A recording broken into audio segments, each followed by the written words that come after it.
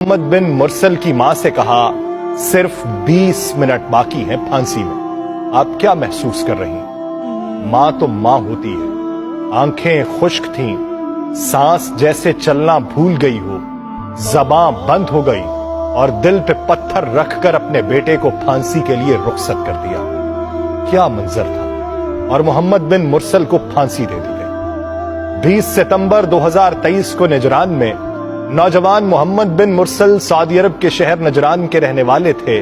मामूली सी तलखी के बायस उनके हाथ से उनके एक कजन का कत्ल हुआ। उनको जेल हो गई। जेल में कुछ अरसा गुजारने के बाद अदालत ने कसास में उनकी गर्दन उड़ाने का हुक्म सुना दिया। अलबत्ता शरई तौर पर मकतूल के वरसा के पास दियत लेने या फी सबीलिल्लाह माफ करने का इख्तियार भी था। मोहम्मद बिन मुरसल के कबीले आले रिज़्क़ के बच्चों, बुजुर्गों और नौजवानों ने यह फैसला किया कि मकतूल के कबीले आले सुंबह के सामने माफी की दरखास्त रखी जाएगी। वो चाहे तो दियत ले लें, वो चाहे तो माफ कर दें। ये दरखास्त रखने का जो अंदाज था ये इतना मुनफरिद था, ये इतनी आजिज़ी और फरियाद लिए था कि पूरे अरब मीडिया का ये मौजू बन गया।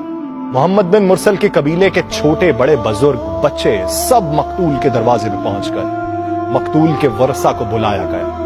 उनके सामने कबीले के सरदारों और शेखों ने, जवानों और बच्चों ने अपनी अकालें, चादरें, लंबे जुब्बे उतार कर मकतूल के वरसा के कदमों में रख दिए। इज्जत और फख्र समझे जाने वाली चीजें और अशिया उतार कर मकतूल की चौखट में रख दी गई।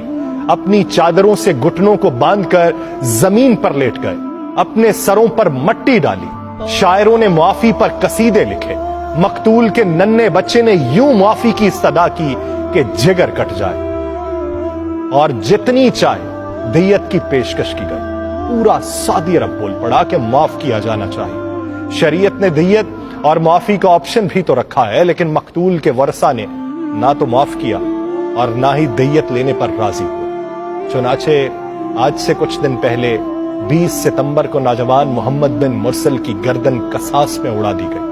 ये पहला कातिल था जिसके लिए पूरे मुल्क में मगफिरत की दुआएं हो रही थी। लोग हमदर्दी का इजहार कर रहे थे, लेकिन दूसरी जानिब कानून अपनी जगह कितना मजबूत था कि सब कुछ होने के बावजूद भी नाफिज होकर रहा। लेकिन वो कौमें तरक्की करती हैं जहां पर कानून किसी के लिए दो राया ना हो, जहां पर कानून सबके लिए बराबर हो, जहां पर शहजादों के लिए भी कानून वही हो जो उस मुल्क के एक आम बासी के लिए।